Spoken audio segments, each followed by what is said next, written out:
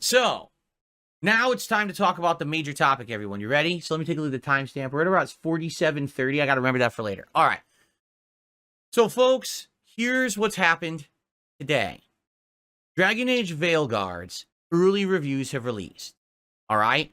Now, I'm going to try to tackle this topic as fairly as I possibly can. All right? I want you to understand that I'm not coming from any kind of an angle here where I stand to benefit by saying anything positive or negative about Dragon Age Veilguard at all. I have absolutely no vested interest on if this game does well, is good, sells, doesn't sell, or whatever. Whatever I say does not affect this game or myself at all, okay? A couple days ago, a segment on this show was us covering the fact that the Veilguard final trailer released, and I compared it directly to the trailer that had come out for Dragon Age Origins some 13 plus years ago, right? We had this direct head-to-head comparison, and we talked about how definitely the tone of the the tone of the series has changed. It used to be more kind of Lord of the Rings-esque medieval kind of style, and now it definitely has seemed to become way more modernized and almost doesn't really seem to have a coherent identity. It's a little bit more confusing. We talked about how the game's been gone for 9 years. Inquisition was the last one. And now 9 years later, having a sequel, a lot of people probably won't even remember the previous games. So it's kind of hard to say if there was even intentional carryover or not, or if they're really just trying to like reboot it. Who knows, right? If you want to see that, it's a segment that I did on my podcast a couple days ago, and I even did a breakout clip of it where we analyzed the stuff side by side. You can take a look, all right? So the early reviews are out, all right? Let me show you some of the early reviews. Here's one. It's Result Darkside Phil. Wow, he did pretty good playing Street Fighter. Wait, what's this? That's not it. This is it. Hold on. Here we are. So, here's the early reviews. Eurogamer, 10 out of 10. Gaming Bible, 10 out of 10. CG Magazine, 10 out of 10. Xbox Era, 10 out of 10. Metro UK, 9 out of 10. Game Rant, 10 out of 10. IGN, 9 out of 10. DualShockers, 8.5 out of 10. Gamer, 8 out of 10. Games Radar Plus, 8 out of 10. Windows Central, 8 out of 10. Worth Playing, 8 out of 10. VGC 247, 6 out of 10. Regular VGC, 6 out of 10. Okay? So basically what you'll find, if you're looking at the early reviews that came out this morning, okay, the vast majority of the mainstream gaming media, the big outlets, the ones that everyone pays, attention to, the ones that have added weight, all said the game is insanely good. One company, I don't know if it's in this feed, one company went as far as to say, not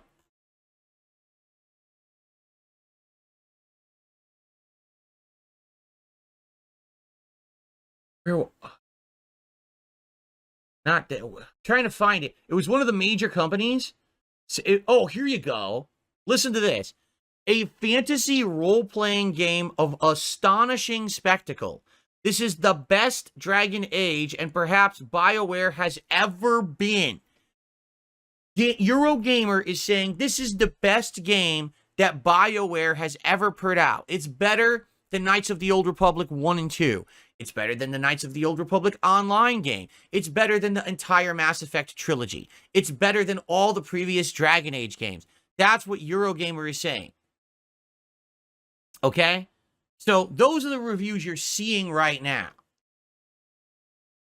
But there's a problem. Okay?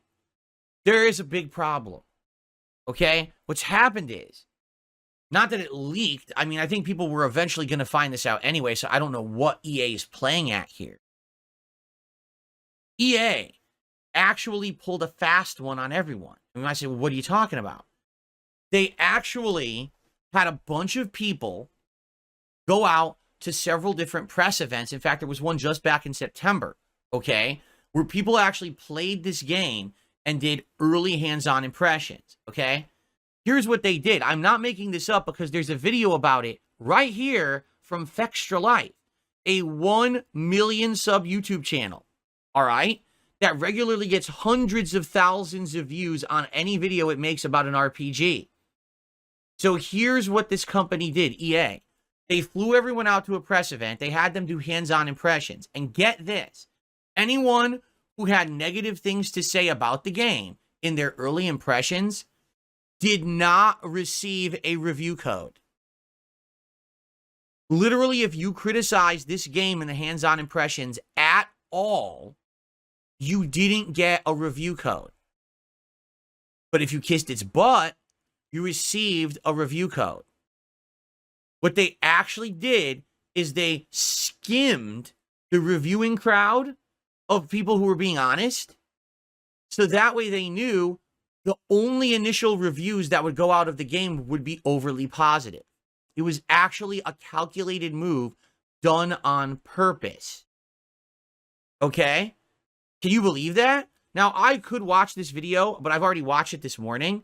That's exactly what the Fextra Life crew is saying. They're saying, listen, this is completely disingenuous. They are farming positive reviews because a lot of people are saying this game is make or break for BioWare.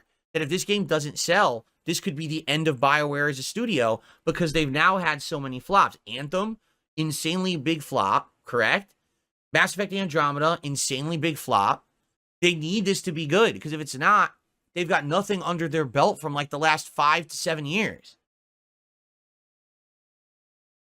And EA stands to lose a lot of money on this game if it doesn't sell. So they are purposefully creating a cauldron of only the ingredients they want so that the smell coming off the cauldron is good. And all the initial gamers will run out and buy it this week on release. And then once the game actually gets out to the real crowd of people who are playing it, then you'll start to get the real review. All right? But already there's been some that have fallen through the cracks. If you actually look out there at look at this. In fact, here it is. I do not recommend Dragon Age the Veilguard review. Skill up. Now, that's just 2 hours ago, but this was actually like 4 or 5 hours ago. What's happened is the people who are not beholden to basically needing positivity from these major companies are being honest about it and saying it's not very good. Okay? So you have to question, right? Why would EA do this? Right? Why would a company like EA try to pull this fast one? All right? Well, it's very simple because some people are like, Phil, you make all this shit up, right? No, I'm telling you, in the industry, this has been a game they've been playing for over a decade.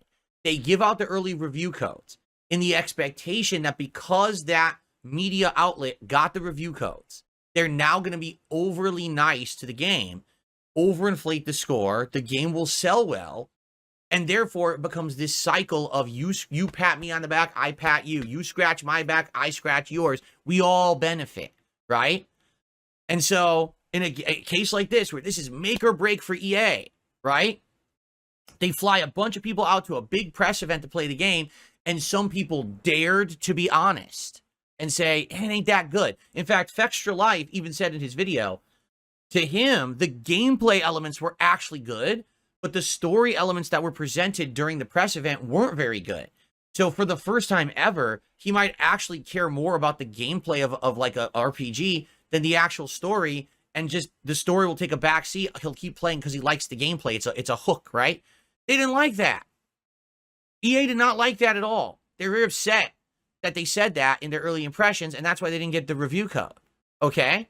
So I want you to think about how disingenuous that is. Now, here's the other thing, too. You might say, well, I don't understand. Why do these major gaming outlets keep doing it? Ladies and gentlemen, do you really believe that this week there's not going to be a giant advertising blitz for Veilguard?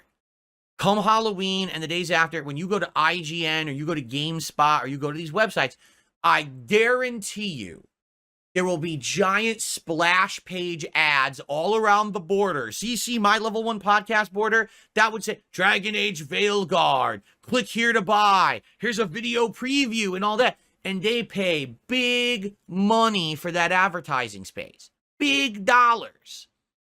So do you think they're going to pay big dollars for that ad space if the website that they're advertising on is saying their game is a 6 out of 10? Of course they're not.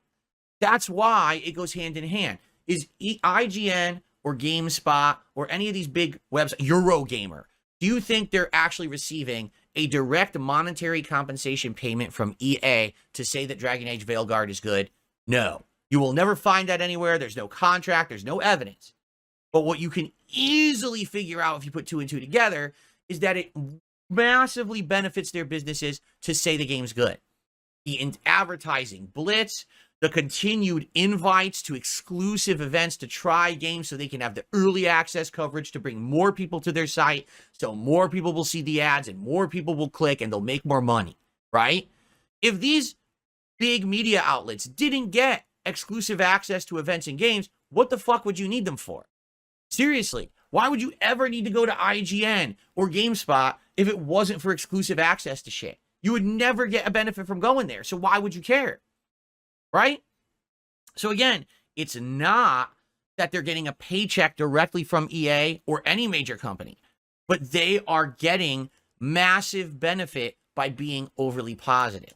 What's happened this morning is all the major outlets said this is the best Dragon Age ever, and every small time person who actually happened to get a review code is saying it ain't that good. It's like a 6 out of 10. It's boring. It's incredibly repetitive. The story is poorly written. It's not that interesting. Now, the funny part about everything that I'm telling you guys is, you notice one thing that I haven't done? I haven't talked about if the game's woke or not. I haven't talked about any of the political shit. I don't have to. A lot of people today are making this topic about wokeness and how much liberal content is in the game. There is, for the record. It's documented. People have screen captured it. There's a dialogue choice. Choose to become transgender and have different dialogue choices for the rest of the game. I'm not kidding. That's what it said. And there's another one. There's a whole plot line about a Kunari who apparently comes out to their parents saying that they are not one-gendered and they want to be called they and them as their pronouns for the rest of their life. Why that applies to fantasy, I don't get.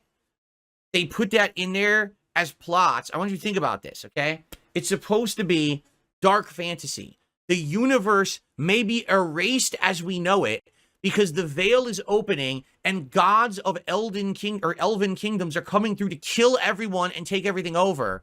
But we're concerned about our pronouns. That's the most important thing right now, right?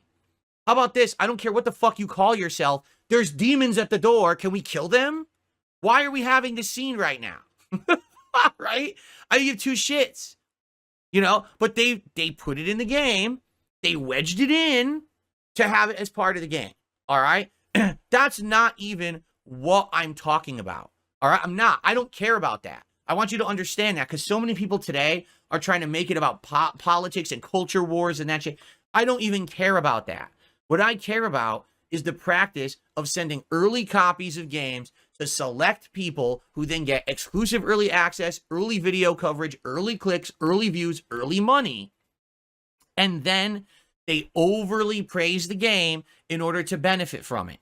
This has been going on for over a decade. And I've called it out time after time after fucking time. Remember when I used to review games and people said they loved my reviews because I never gave anything a 10? I've never reviewed a single game 10 out of 10 because not a single game I've ever played has deserved a perfect score. They all have room for improvement. Why these outlets give games 10 out of 10? It's ludicrous. It's like, so you're a joke. So you're a laughing stock. You don't take your job seriously. You're saying this is a perfect video game. Well, no, this could be improved. That it's not a 10 out of 10. You fucking buffoon. You disingenuous clown. You shouldn't receive a paycheck because you don't even understand what it means to review something.